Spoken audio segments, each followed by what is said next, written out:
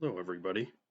Um, this is what I was going to start for a little ongoing series of focus on Northwest hard rock and heavy metal bands primarily.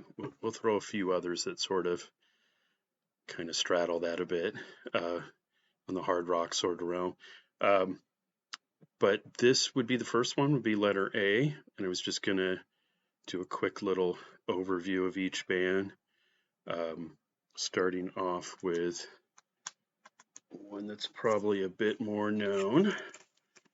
Um, was one of the earlier crossover hardcore punk bands was the Accused. Get this up here. So Accused started out with a singer named John Dahleen. Was formed by the guitarist Tommy Niedermeyer in 1981. Pretty much a straightforward hardcore punk band to start out with.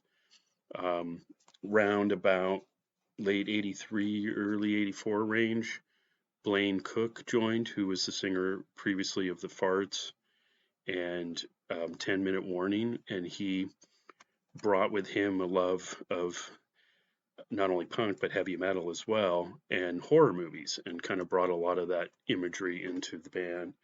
Um, There's a reissue of The Return of Martha Splatterhead, which was their first full length with Blaine. Um, This is a more recent reissue. Originally, it was released on Subcore Records, which Dave Portnow um, had, as well as Everrat. This was reissued on Combat back in the day. There's an original copy of More Fun Than an Open Casket Funeral, which I was fortunate to find. A little promo flyer with it. So, yeah, so Accused was um, lasted on through the 90s. Mid 90s, they broke up. Initially reformed a couple different times. Currently, there's a couple different factions of the band. There's a little 7-inch, split 7-inch with Morpheus. So yeah, so Blaine and Alex, the bass player, Alex Seibald, still doing Accused AD. Tommy has a version of Accused with the original singer John Dahleen back in the lineup that have been doing some stuff. So both of them are active. Next up, we had a band from Canada, actually, which was still around as well, which is Annihilator. There's a little promo ad and CD of Alice in Hell, probably their most well-known record, which was their first full-length release. It had like a demo tape or two before that. This was originally released in '89. Had Randy Rampage from DOA and a few other bands on vocals. The constant being Jeff Waters, who is the guitarist and main songwriter. They've also had different singers throughout after Randy. Um, the singer from Liege Lord was in there for a while, which I forgot his name, but Coburn Farr was in there for a while. So yeah, they're still active doing records and touring and stuff. Let's see. From Portland, these guys were pretty cool. I saw these guys back in the day too. Was Arachnid. There's a little promo flyer. I gotta go to the right way.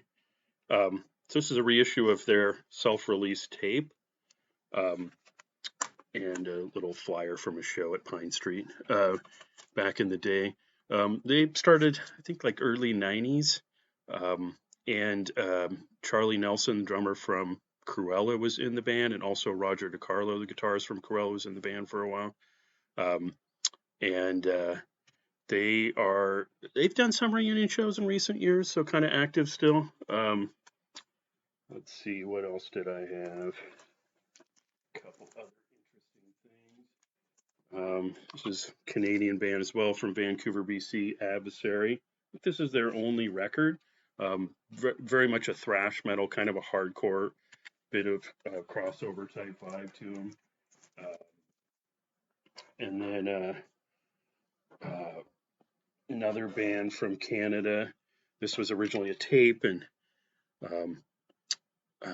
guy up in Victoria, BC, Supreme Echo, reissued this on this 7-inch, which was kind of cool. It's a little sticker and booklet with it. These guys were a thrash metal band, 90s, kind of early 90s period. They got another band from Seattle area is Attica, which there's a little promo picture. I'm going the wrong way again. And promo, their little demo tape. This was Doug Blake of Overlord's band after Overlord split up for a while. Had Scott Free on vocals, Noah Lakey on drums. And kind of did pretty straightforward metal stuff for that time period. Let's see.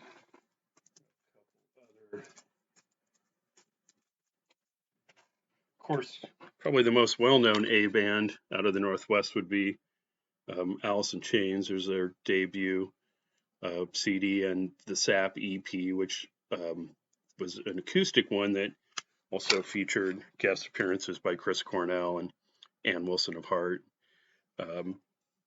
So that's a few. A couple other ones to mention that were kind of cool that only ended up with a single comp track, although they likely recorded some other stuff. Was so there's a band called Academy, which is on this early 70s, 71 this came out on Villain Records, was a local label in Washington.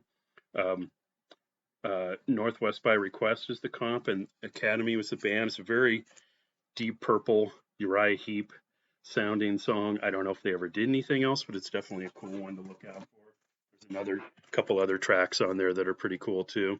And then on this Pacific Metal project that Jeff Gilbert put out on his Coma Records label, this came out in '85 and has Mistrust with Jeff LaRue on vocals, which we put out, of course, on Northwest Metalworks reissue we just recently put out. It has Myth, which was Jeff Tate's band before Queensryche. This is a different singer. This is Brent Young on vocals. It has Heir Apparent. It also had a few Oregon bands, one of which was Arson, which had a tape and played a lot of shows at that time, and they were cool, pretty straightforward metal band. Had a couple other ones. Another one that's kind of cool. It was a demo tape of Adam and Evil. This was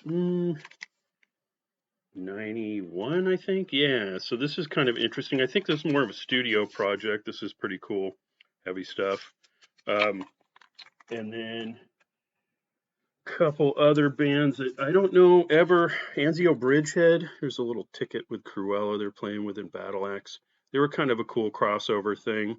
A little bit of funk in the metal and that sort of thing. They had at least a demo tape, I think, that they recorded and had around. Alloy was another band that had a tape.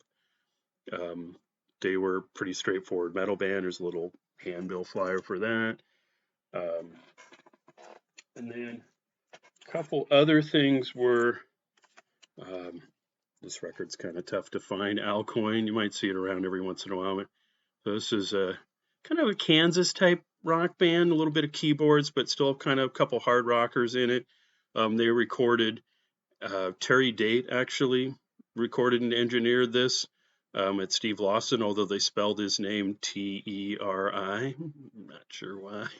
so I think this is 86. So this is kind of a cool one to look for if you like some little more proggy or hard rock. And then last one is definitely much more of a prog rock thing, but always a favorite of mine, as these guys were from Spokane. They did this first record they had out on Epic, didn't do real well. They're very Styx, Kansas sort of realm, more what they call now, I can't think of the name, pomp rock. And actually, a friend of mine actually roadied for these guys that I knew in Portland, because he's originally from Spokane, and he always raved about them. They had recorded a second album that got shelved, and eventually was released many years later on CD. So you can find that around, and they've reissued this record. It's really good for what it is, definitely. Yeah, so that's what I had. There's quite a few other bands that I didn't mention. We did a book called Rusted Metal, my friend Brian and I, and also a couple friends of ours, Jim Sutton and James Tolan helped a lot with that one. Um, and you can still get copies of Rusted Metal if you want to delve a bit more in there to bands that maybe didn't have as much material out there, or never actually got the fortune to release things. So yeah, so that's the first one, letter A for the Northwest, and we'll be back with letter B very soon. Thanks, everybody.